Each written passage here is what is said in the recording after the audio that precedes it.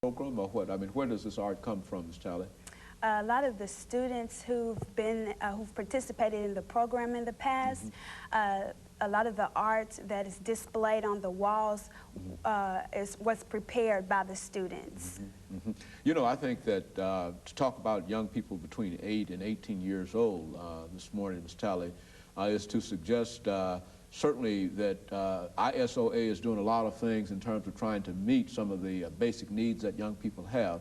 But it also suggests that our young people are facing serious problems or perhaps serious challenges today. And over the next few minutes that we have during this show, let's talk about some of the problems or some of the solutions or some of the challenges that you might prefer. Let's talk about that over the next few minutes that we have from your perspective. In dealing with these young people, what do you find them identifying as some of the major problems? We all know that crime is important and drugs and et cetera. How do they fit into that kind of equation? I think a lot of children may be lacking love and maybe even support.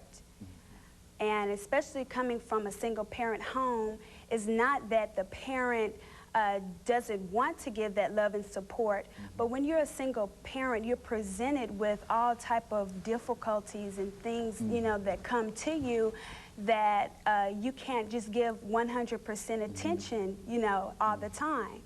And I feel that with a lot of love and caring, that we can come together and solve a lot of the problems that are presented to our youth and make them known that there are programs out there that are positive and that can be fun and educational at the same time. You know, it's quite interesting, Ms. Talley, that you would mention as one of the major things that our youth has a yearning for, has to be love and understanding. I mean, it seems to me that oftentimes we talk about many of the material kinds of things, but what you're talking about here is something that can be given by any parent, no matter whether it's a two-family parent or a one-family parent, I mean, a one-parent household. And it's love, respect, and an understanding and a love for the child. I think and so ISOA is directed in reference to recognizing that as one of the major important components. Mr. Honeysucker. Well, Dr. Haney, one thing that really I think is a primary problem in today's society is peer pressure. Youth will go to school, receive, and if they're not in what they say as a clique, then they feel left out, and they feel like they're pressured to do things that they may are going against their will. And see, one thing about ISOA, we have to applaud the youth that we have had come in, because instead of, it's a Saturday morning program, and instead of those kids sitting home watching TV or out doing something wrong or getting in trouble, they take the time to come to ISOA and devote their time. So that tells us a lot about the youth in Nashville and in the metro area, that they really are trying to encourage their peers to, hey, we need to be positive in the things that we do. Enough of the crime. All we read about is youth crime, guns, violence in the schools. We can prevent that. You know, they a lot of times they focus on they say, well, it all begins at home. But Dr. Haney, by me growing up in a single-parent home, my mother projected positive values in me, within me. Now, it was basically, my mother couldn't go with me when I went out the door, but she could project those values at home. And once I'm outside that door, it's an individual thing then. It's basically upon me.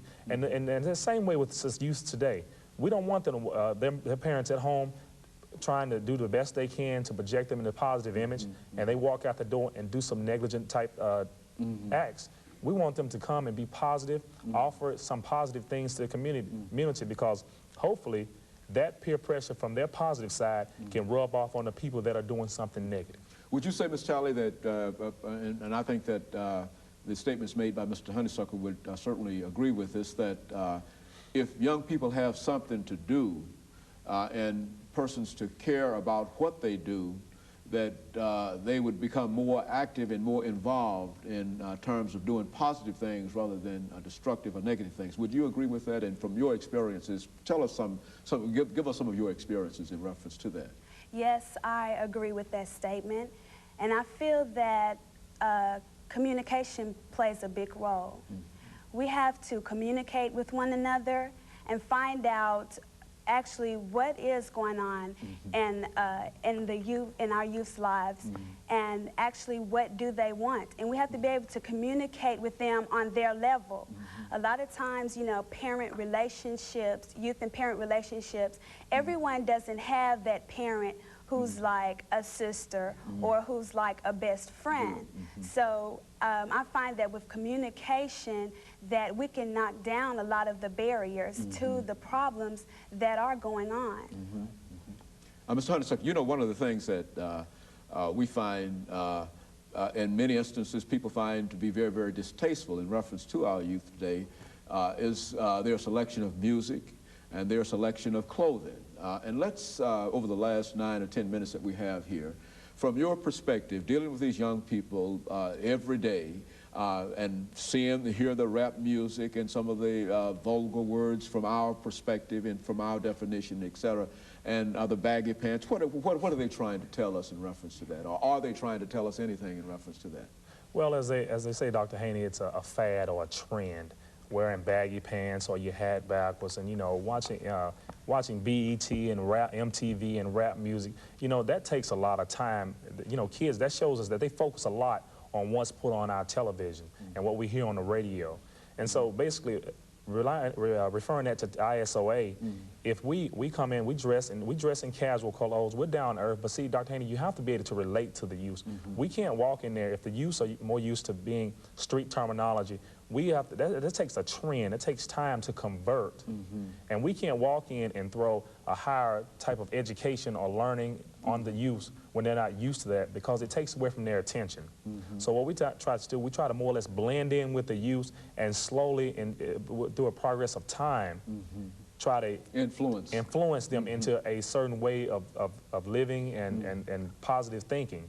We don't want to go in there and just try to force anything, because that's not what ISOA is about. It's about taking the time to understand the youth, taking ideas from the youth and converting those into a positive type of situation. Very good. And I think, Ms. Tyler,